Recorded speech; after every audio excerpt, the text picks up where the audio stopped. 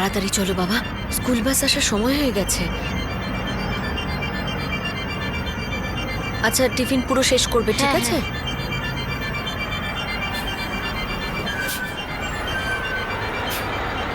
বাসে দুষ্টুমি করবে না, বাই। আর টিফিন পুরো শেষ করবে। হ্যাঁ।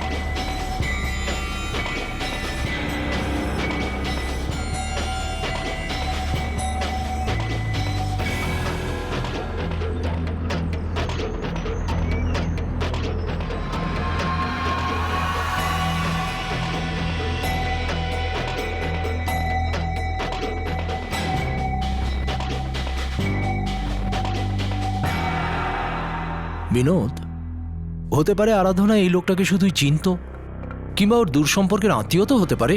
কোন মহিলা তার আত্মীয়ের সঙ্গে রোজ দেখা করতে যায়? এই ফটোগ্রাফস দেখো বিনোদ, এগুলোকে দেখে মনে হয় না এদের দুজনের মধ্যে অ্যাফেয়ার ছিল। তোমরা দুজন আলাদা হয়ে গেছো, ও এখন একলা। হতে পারে কাজের জন্য ও কারুর সঙ্গে দেখা করছে। পার্কে, কফি শপে, কাজের জন্য।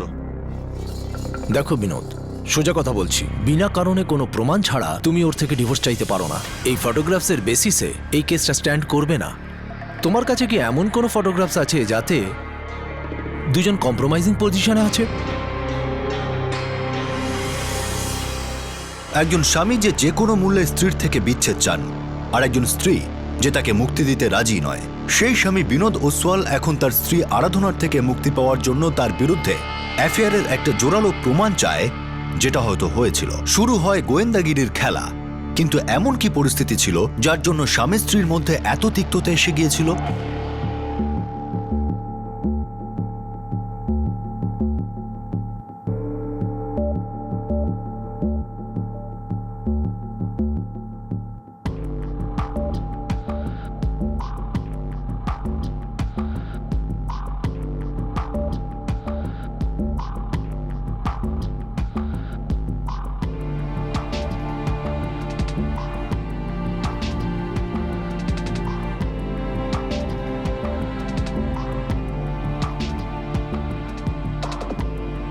দেখুন, আরাধনাকে আমাদের পছন্দ হয়েছে।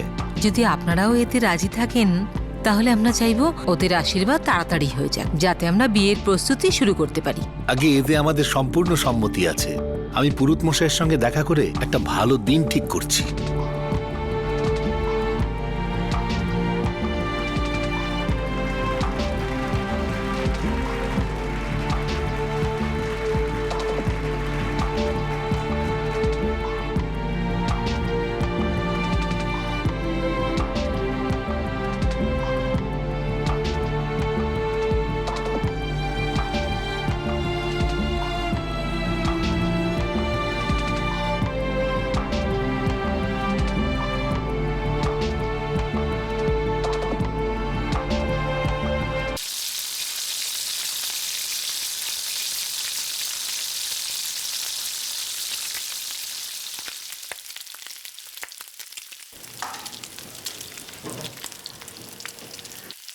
বৌদি, আমি কি কোনো ভুল করেছি? না তো, কেন? আজ আমি মাকে প্রণাম করলাম তো উনি কোনো উত্তরই দিলেন না।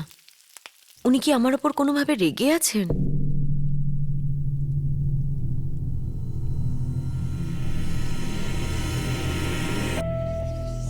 বৌদি, কিছু তো একটা হয়েছে, প্লিজ বলো না। মা তোমার উপর বিরক্ত হয়ে আছে। আমার ওপর? কিন্তু কেন? ওই বিয়েতে তুমি তোমার সঙ্গে কিছু আনোনি, আর তোমার বাড়ির লোকও কিছু পাঠায়নি, বোধহয় তার জন্যই।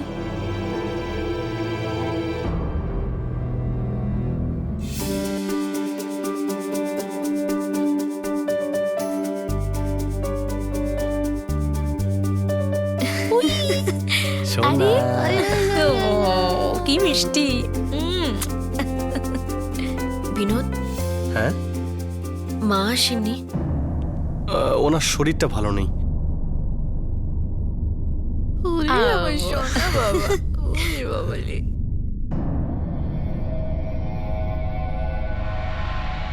দেখেছো বাচ্চাকে দেখতে ওরা খালি হাতে চলে এলো, অভিনন্দন জানিয়ে চলে গেল। রীতি রেওয়াজ বলে কিছু আছে না নেই? কি করবো বলো, আমি গিয়ে চাইবো নাকি? না এনেছে তো না এনেছে, তুমি তো জানো যে কিছু দেওয়া ওদের ধাতে নেই। তুমিই তো বলেছিলে যে বিয়েতে আমরা কিছুই চাই না। এটা বলতে হয়, তার মানে এই তো নয় যে ওরা সত্যিই কিছু দেবে না। বিয়ের সময় যদি পণ নিতে তাহলেই ভালো করতে, এখন আর হাত দিয়ে সহজে কিছু বেরোবে না। বড় নির্লজ্জ এরা। আচ্ছা তুমি কি চাও?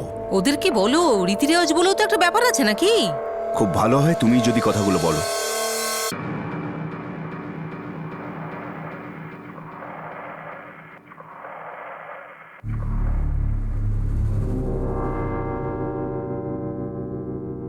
আরে মা, আসুন না। ওম এক্ষুনি ঘুমালো। আরাধনা, তোমাদের পরিবারের লোকেদের কি কোনো বুদ্ধি নেই? অন্তত আমাদের কথাটাও তো একটু ভাবা উচিত। রীতি রেওয়াজ আচার বিচার বলেও তো কিছু আছে। মা, আপনি সবসময় কেন আমার বাড়ির লোকের সম্বন্ধে এরকম উল্টোপাল্টা বলেন? আপনি তো জানেনই যে আমার বাবার ছোট একটা কাপড়ের বিজনেস আছে। আপনাদের মতো এত বড় বিজনেস নয়। যখন ছোটই বিজনেস, তাহলে মেয়ের বিয়েও কোনো ছোট বাড়িতেই দিত। নিজের মেয়ের বিয়ে যখন বড় বাড়িতে দিয়েছে, তখন বড় বাড়ির রীতিনীতিও তার বোঝা উচিত ছিল। যদি বিয়ে দেওয়ার ক্ষমতা না থাকতো, তো কোন বাবা আছে যে মেয়ের বিয়েতে ধার করে না? ওনার হাত থেকে তো কোনো টাকা বেরোতেই চায় না। তুমি জানো আমার বড় ছেলের বিয়েতে রূপালীর বাড়ি থেকে কত কিছু দিয়েছিল? রূপালী বৌদি নিজের সাথে এত কিছু নিয়ে আসতে পেরেছে তার কারণ তাদের সেরকম ক্ষমতা ছিল। কথাটা ক্ষমতার নয়, ইচ্ছের। তোমাদের বাড়ির লোকজন আমাদের ভদ্রতার সুযোগ নিয়েছে। ওরা দেখলো সামনাসামনি যখন কিছু চাইনি, তখন আর কিছু দেওয়ার দরকারও নেই। কিন্তু এরকম আর চলবে না। তুমি তোমার বাবার সাথে গিয়ে কথা বলো।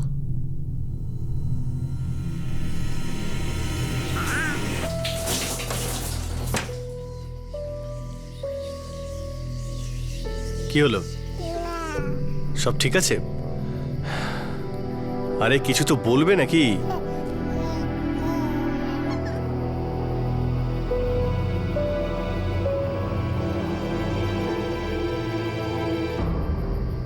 এমনিতে মা তো খারাপ কিছু বলছে না।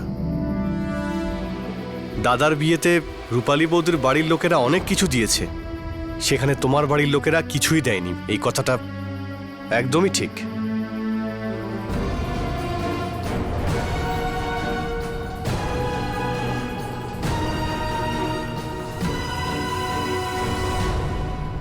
পণ দেওয়া হয়নি আর তার জন্য একটা পরিবার বেজায় রেগেছিল, আর একজন স্ত্রী যে এই সব কিছুর জন্য যন্ত্রণা ভোগ করছিল। দিন যত কাটতে লাগলো তত দাবি বাড়লো, আর সেই সঙ্গে যন্ত্রণা আর হিংসা।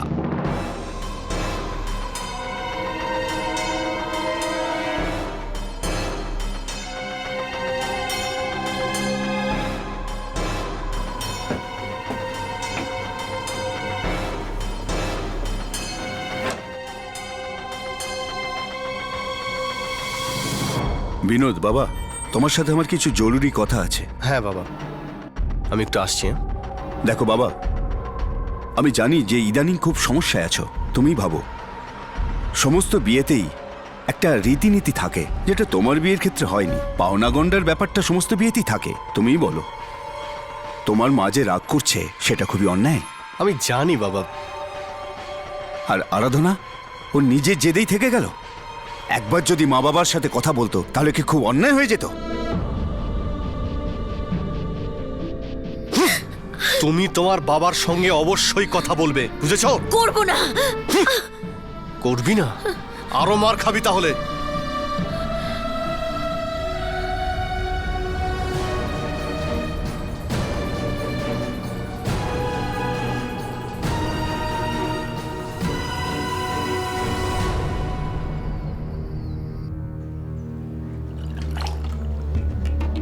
নিজের বাড়ির লোকের সঙ্গে কথা কেন বলছো না? তোমার আর কোনো উপায়ও তো নেই। এখন এই বাড়িটা তোমারও। যদি এখানে ভালো মতন থাকতে হয় তাহলে মা যেরকম বলছেন সেরকম করো।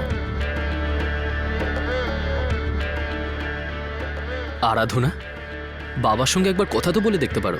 কতক্ষণ তুমি জেদ করে থাকবে বলো তো? মা তোমার কাছে কি আর বেশি চাইছে বলো তো?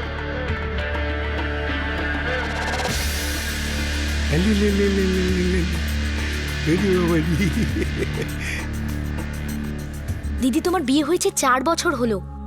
4 বছর, আর এখনো ওরা তোমাকে এই একই ব্যাপার নিয়ে কথা শোনায়? হ্যাঁ শ্রুতি, আর এখন বিনোদও তো ওদের হয়ে কথা বলছে। দিদি চলো, মা বাবার সাথে কথা বলি, ওদের সবটা জানা দরকার। না, আমি মা বাবাকে এই ব্যাপারে বিরক্ত করতে চাই না। ফিরে গিয়ে কি বলবে তুমি? জানি না, কিন্তু আমি মা বাবাকে বিরক্ত করতে চাইছি না।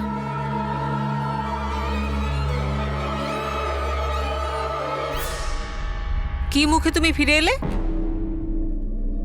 এটা আমার বাড়ি, আমার স্বামীর বাড়ি। এটাও ভুলো না যে এটা তোমার শ্বশুর মশাইয়েরও বাড়ি। এখানে তোমার মর্জি চলবে না। আমি আমার বাবাকে টাকার ব্যাপারে কিছুই বলবো না। ঠিক আছে, তাহলে তোমার জেদের ফল ভোগ করো।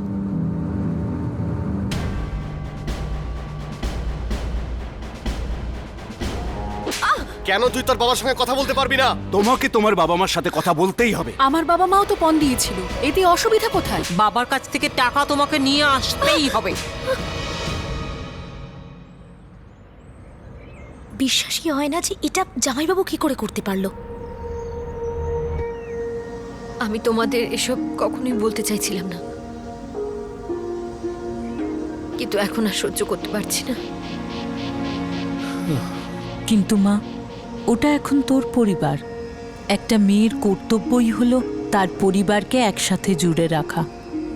আমি তো বলছি তুই জামাইয়ের সাথে কথা বল আর এই সমস্যাটার সমাধানের চেষ্টা কর। এই খোটা, এই নির্যাতন, এসব আর কতদিন সে সহ্য করত? ফাইনালি আরাধনা এই সিদ্ধান্ত নেয় যে সে এসব আর সহ্য করবে না।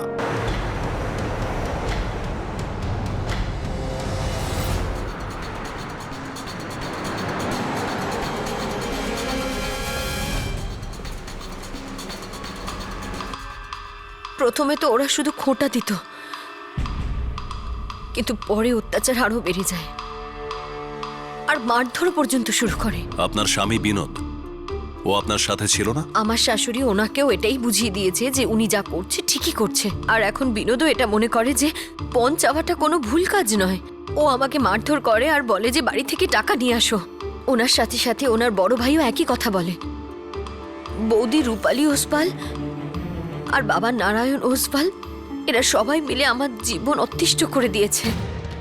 অভিযোগ নিয়ে নাও, একটা এফআইআর করো।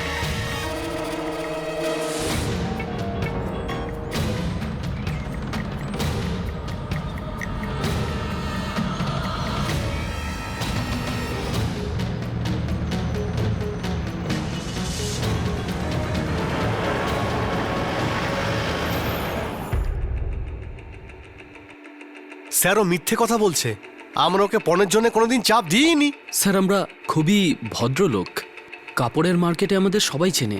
আপনার মনে হয় আমরা এরকম করতে পারি বলে? আমার ছেলের বিয়ের 8 বছর পরে ওরা এইরকম দোষারোপ করছে।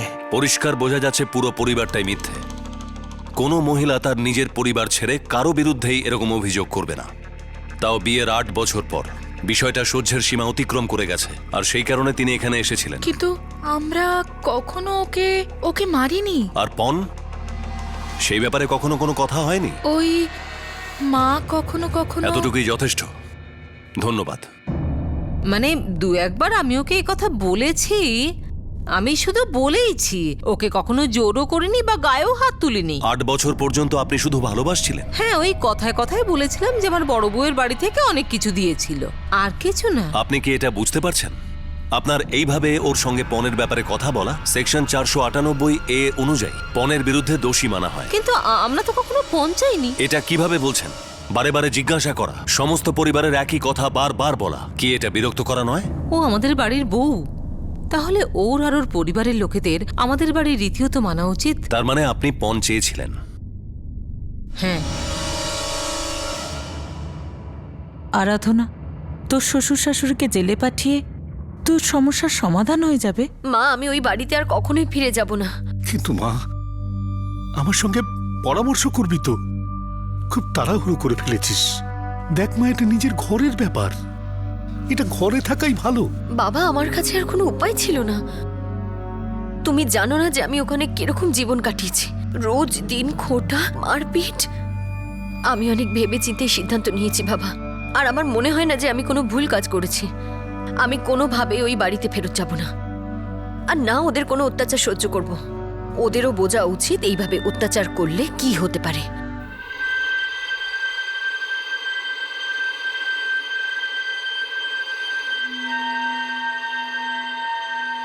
আমাদের সম্মান তো মাটির সাথে মিশেই গেছে, তার সঙ্গে আমাদের গ্রেপ্তার হওয়ার খবরটাও মার্কেটে ছড়িয়ে পড়েছে। আমরা আর কাউকে মুখ দেখাতে পারবো না। ভাবতেই পারিনি বৌমা ব্যাপারটা এত দূরে নিয়ে যাবে।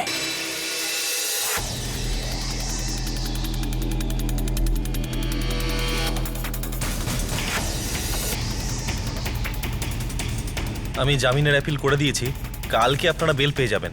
তারপর আপনাদের কেসটা তুলে নেওয়ার জন্য আরাধনাকে রাজি করাতে হবে, না হলে এই কেস কোর্টে অনেক দিন চলবে।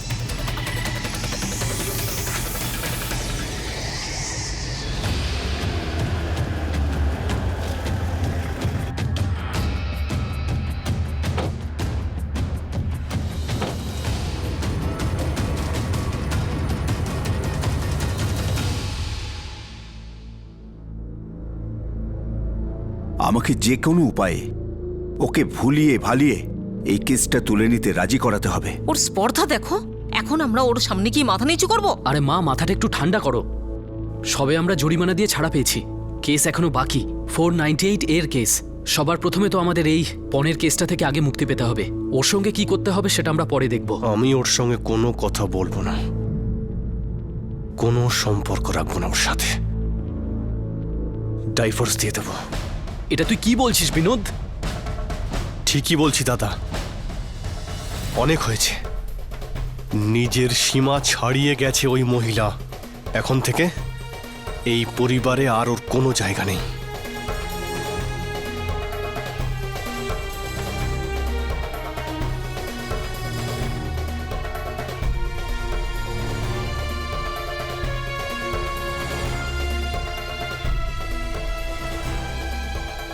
বিনোদ ডিভোর্স পেপার পাঠিয়েছে।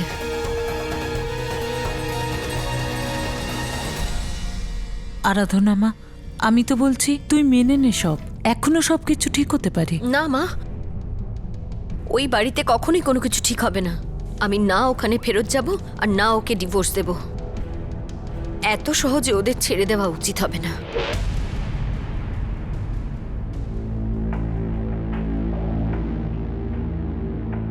ম্যাডাম, আমার ক্লায়েন্ট আরাধনা অসওয়াল এই ডিভোর্স দিতে রাজি নন। উনি আগেই ওনার স্বামী বিনোদ অসওয়ালের ওপর পণ নেওয়ার কেস দায়ের করেছিলেন, তারপরেই এই ডিভোর্সের কথা ওঠে। এই কেসের পরের দিন ধার্য হলো নভেম্বর মাসে। ততদিনে আমি আশা করছি আপনাদের দুজনের মধ্যে নিশ্চয়ই মিটমাট হয়ে যাবে। না তুই আমার সঙ্গে থাকতে চাস, আর না আমি তোর সঙ্গে। তাহলে নাটক কেন? ডাইভোর্স দিয়ে দে। এত সহজে তোমাকে ছেড়ে দেবো যাতে তুমি আরেকটা বিয়ে করতে পারো? না আমি কোনো দ্বিতীয় বিয়ে করব, না তোমাকে করতে দেবো বিনোদ।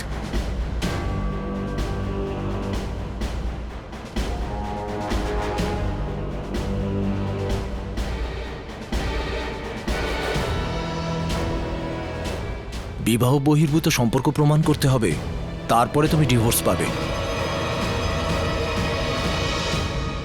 ওইসব ছবিগুলোতে আরাধনার সঙ্গে যে লোকটিকে দেখা যাচ্ছিল সে কে? আরাধনার কি কোনো অবৈধ সম্পর্ক ছিল যে ব্যাপারে বিনোদ জানতে পেরেছিল?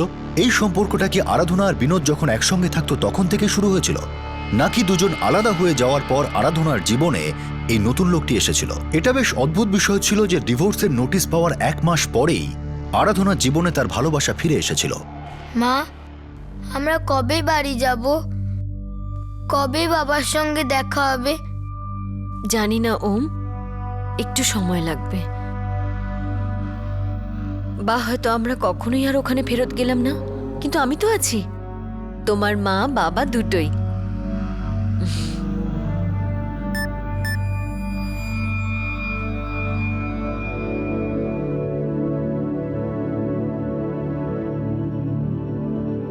High, how are you?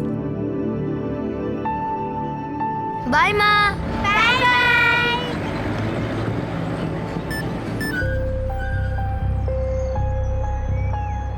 High, সবকিছু ঠিক আছে? কে এটা?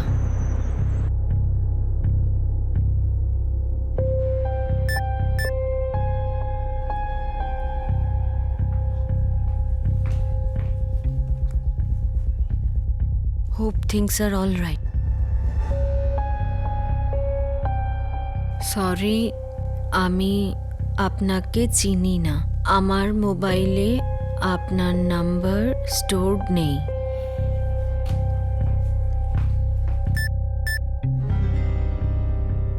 আপনি আমাকে চেনেন না।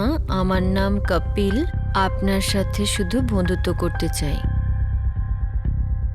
আমি আপনার সাথে বন্ধুত্ব কেন করব? আর আপনি আমাকে কিভাবে চেনেন? আমি আপনাকে চিনি না। চলুন বন্ধুত্ব করে নেওয়া যাক। আমি অচেনা মানুষদের সাথে কথা বলি না।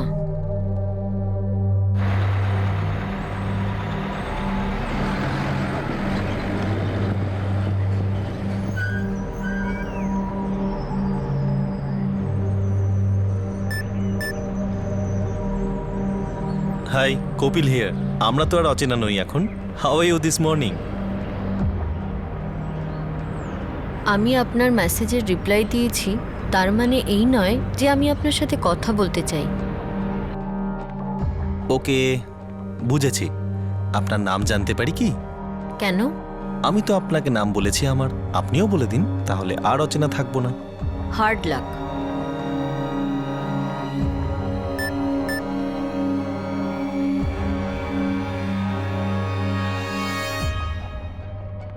হতে পারে গোল্ডেন চান্স এটা। সরি, তুমি ভুল জায়গায় ট্রাই করছো। আমি মহিলা নই, পুরুষ।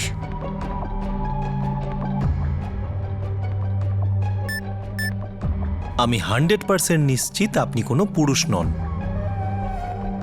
আপনার মেসেজ এটা পরিষ্কার বলে যে আপনি একজন মহিলাই নন, বরং খুব সুন্দরী একজন। আপনার প্রোফাইল পিকচারটা থেকে অনেক বেশি সুন্দর। এবার তো বলুন, আপনার নামটা কি?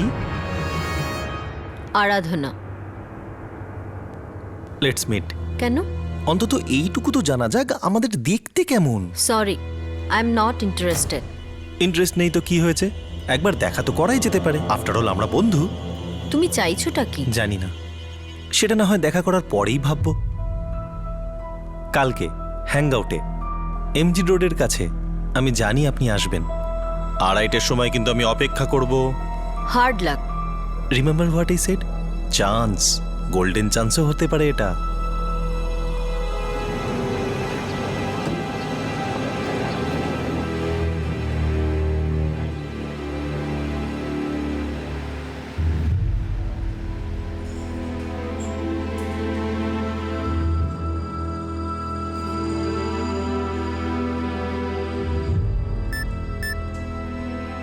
আরাধনা, আমি ডান দিকের সেকেন্ড টেবিলটাই আছি।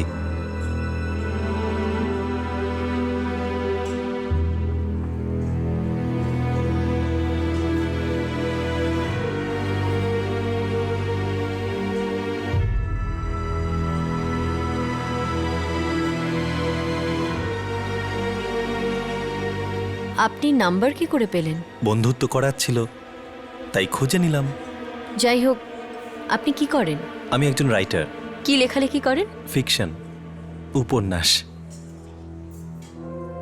আপনার সাথে দেখা করে খুবই ভালো লাগছে। অ্যাকচুয়ালি আমাকে এখন যেতে হবে। Thanks a lot for the coffee. কাল আবার দেখা করবে?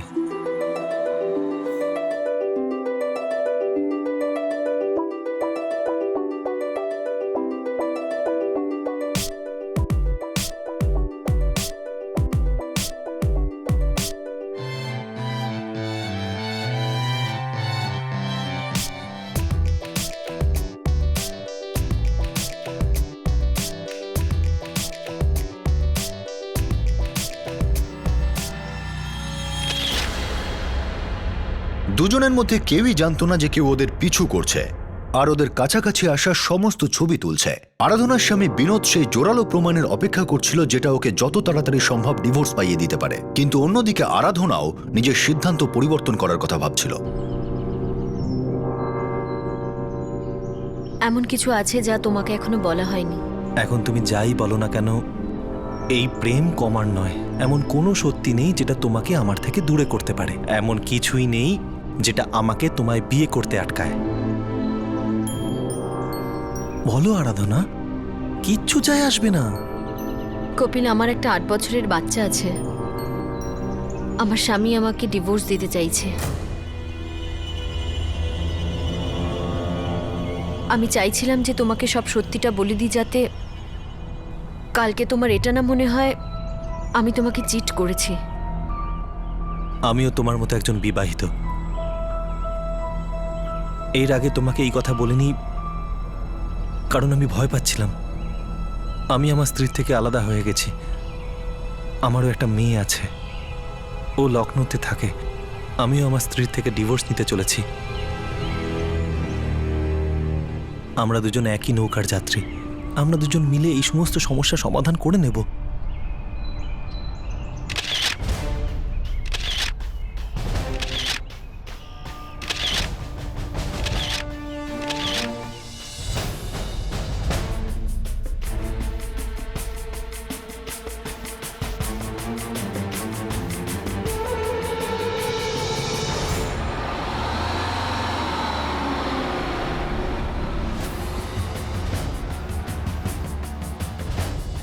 শ্রুতি, আমি ভাবছিলাম যে বিনোদকে ডিভোর্স দিয়েই দিই। হ্যাঁ দিদি, আমিও এটাই চাই। নিজেকে এত কষ্ট দিয়ে কি লাভ বলো তো? এবার আমি কোর্টের নেক্সট হিয়ারিংয়ে বলে দেব যে আমি আমার সিদ্ধান্ত পাল্টে ফেলেছি।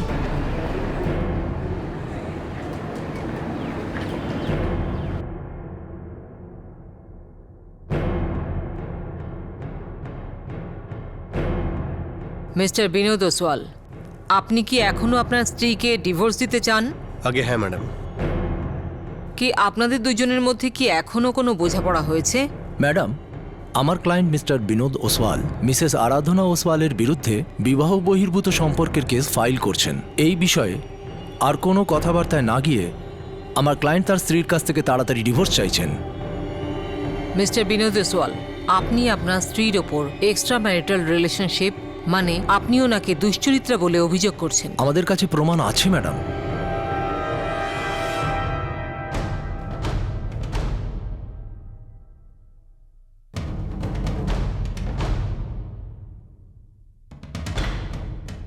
ম্যাডাম, আমার ক্লায়েন্টের বিরুদ্ধে এই সমস্ত অভিযোগ মিথ্যে। আপনার ক্লায়েন্টের অন্য এক ব্যক্তির সঙ্গে ফটোগ্রাফ রয়েছে। এখনো পর্যন্ত আমি এই ফটোগ্রাফ দেখিনি ম্যাডাম। হতে পারে যে এইসব ওনাদের মিথ্যে অভিযোগ আমার ক্লায়েন্টের উপর চাপ সৃষ্টির জন্য। কোর্টের কাছে আবেদন জানাচ্ছি আমাদের আরেকটা নতুন দিন দেওয়া হোক আর ফটোগ্রাফের কপি দেওয়া হোক। এই কোর্ট এই কেসের অন্য তারিখ বলবৎ করলো।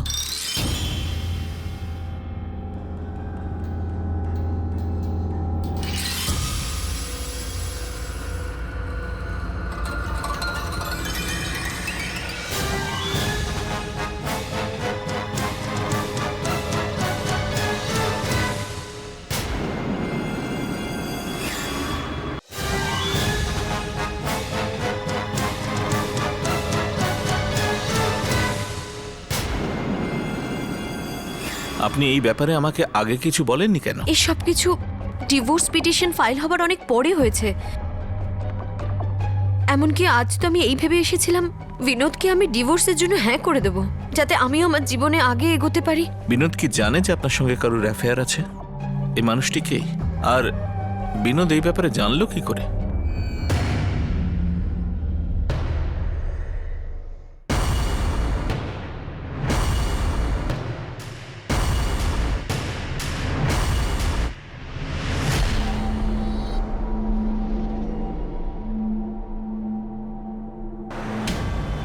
The number you have called is currently switched off. The number you have called is currently switched off.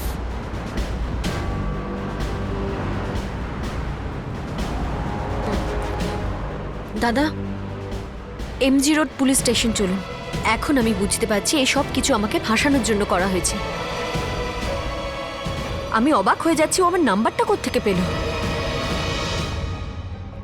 কিন্তু আমি ইমোশনাল হয়ে গিয়েছিলাম। হয়তো একটা সম্পর্কের অভাবে একটা নতুন সম্পর্কের আশা জাগিয়েছিলাম। কিন্তু এখন বুঝতে পারছি যে আমার উপর শুধু নজর রাখা হচ্ছিল। আমার পুরো বিশ্বাস আছে যে এই কপিল ওদের সাথে যুক্ত। এই সব কিছু ওই বিনোদের নোংরা চাল। ও আমাকে বদনাম করে আমার থেকে ডিভোর্স নিতে চাইছে। আপনার কাছে কপিলের অ্যাড্রেস আছে? আগে কোথ রোডে থাকে, রাইটার।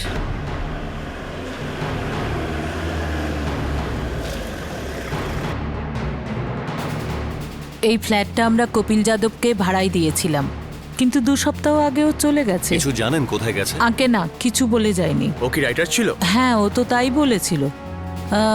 ওই ফ্ল্যাটটা 2 মাসের জন্য নিয়েছিল। ওনাকে এখানে কে নিয়ে এসেছিল? আগে আমাদের ব্রোকার। হ্যাঁ স্যার, ও নিজের নাম কপিল যাদব বলেছিল। ও তোমার কাছে কিভাবে এলো? স্যার, যেরকম ভাবে বাকি কাস্টমাররা আসেন। এগ্রিমেন্টের কোনো পেপার বানাননি? অ্যাকচুয়ালি স্যার, ওই ফ্ল্যাটটা উনি মাত্র 2 মাসের জন্য চেয়েছিলেন। উনি বলেছিলেন উনি একজন রাইটার, ওনার কোনো অ্যাসাইনমেন্ট আছে। অ্যাসাইনমেন্ট? তার মানে আরাধনাকে ফাঁসানো। স্যার, আমরা ওর স্বামী বিনোদকে ডাকি? না, প্রথমেই কপিল যাদবকে খোঁজো, খোঁচরদের কাজে লাগিয়ে দাও। স্যার,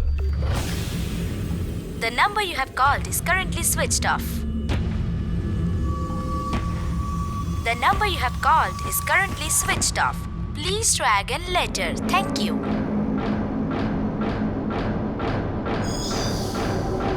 এই কপিল যাদবটা কে? এই সাধারণ গোয়েন্দাগিরি করে, অফিসেও নেই কোথাও। হ্যাঁ, কাগজে কিন্তু এর বিজ্ঞাপনও বেরোয়। এখন ওকে কোথায় পাবো? নম্বরও পাল্টাতে থাকে স্যার, ওর নতুন নাম্বারটাও পেয়েছি। সে একজন প্রাইভেট ডিটেকটিভ ছিল। তাকে খোঁজা মুশকিলের কাজ নয়। সে কাজের সন্ধানে থাকতো। সে কাজ পেয়েছে, সেটা করে দিয়েছে। তার কাছে এটা শুধুই একটা অ্যাসাইনমেন্ট ছিল। হ্যালো, কপিল যাদব? হ্যাঁ বলছি, আপনি কে? আমি সতীশ গোয়েল বলছি। আমার বিজনেস পার্টনারের ব্যাপারে কিছু ইনফরমেশন চাই। কি খোঁজ দিতে হবে? আমার এটা মনে হচ্ছে যে ও আমাদের বিজনেস রাইভেলের সঙ্গে যুক্ত রয়েছে। আপনি প্রাইভেট ডিটেকটিভ না? হ্যাঁ। ওর ওপর নজর রাখতে হবে, পাক্কা প্রমাণ চাই। হ্যাঁ, হয়ে যাবে, কিন্তু তার আগে আপনার সাথে দেখা করে কথা বলতে হবে। আমার অফিসে তো আমি ডাকতে পারবো না। আপনি বলুন কোথায় দেখা করব? আজকে বিকেলে ওই হাইওয়ের ওপর একটু এগিয়ে গিয়ে কাশ্মীর পাঞ্জাব ধাবা আছে না, সেখানে 4টের সময়। ঠিক আছে, ঠিক 4টের সময় পৌঁছে যাব।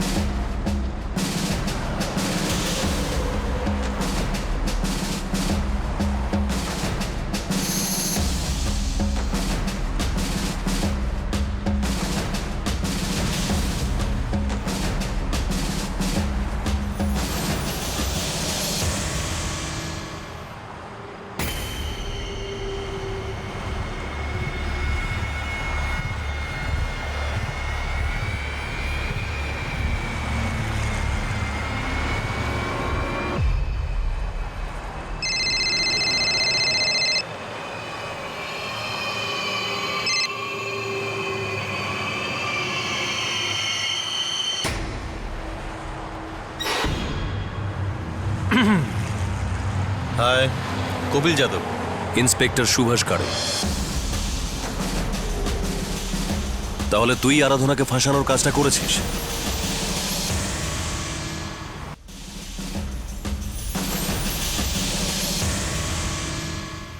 চল বল।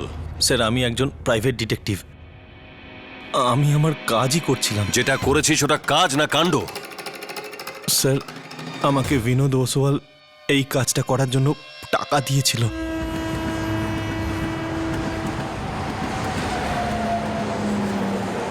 ও এখন ওর বাপের বাড়িতে আছে। আপনার সন্দেহ যে এনার কারোর সাথে অ্যাফেয়ার চলছে? আমার ডাইভোর্স চাই, কারণ যাই হোক না কেন।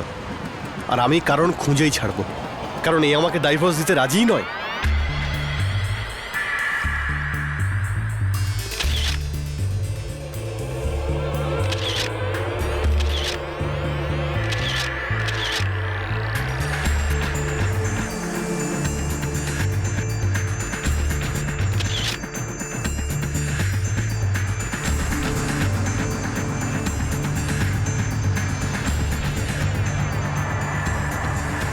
আপনার স্ত্রীর কোনো অ্যাফেয়ার নেই। নেই সেটা আমি ভালোভাবেই জানি। আপনি ওনাকে হাতে নাতে ধরতে চান? হ্যাঁ। 1.5 লাখ টাকা লাগবে। আমার প্রমাণ চাই। কিভাবে কি করে সেটা তুমি ভাবো। কাজ করলে 1.5 লাখ টাকা পেয়ে যাবে। হয়ে যাবে। আপনি আমাকে আর ফোন করবেন না। আমার অ্যাসিস্ট্যান্ট নিকুঞ্জ আপনার টাচে থাকবে। আমাকে বিনোদীর আরাধনার নম্বর দিয়েছিল। ও হে চ্যাটে অ্যাক্টিভ ছিল, আমি ওকে মেসেজ করা শুরু করে দিলাম।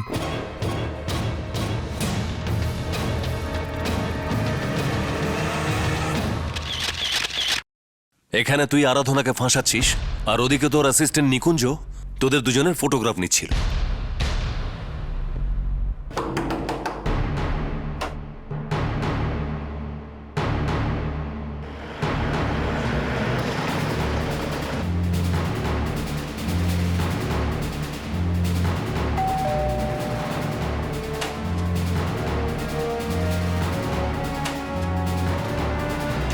বিনোদ কোথায়?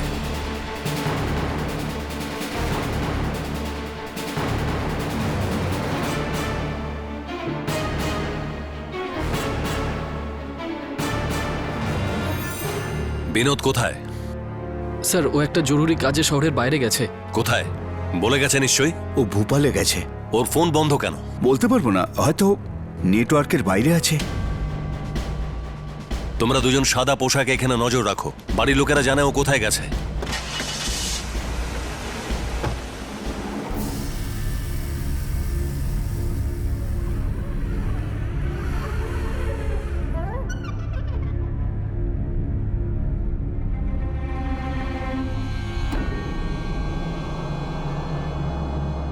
বাই মা।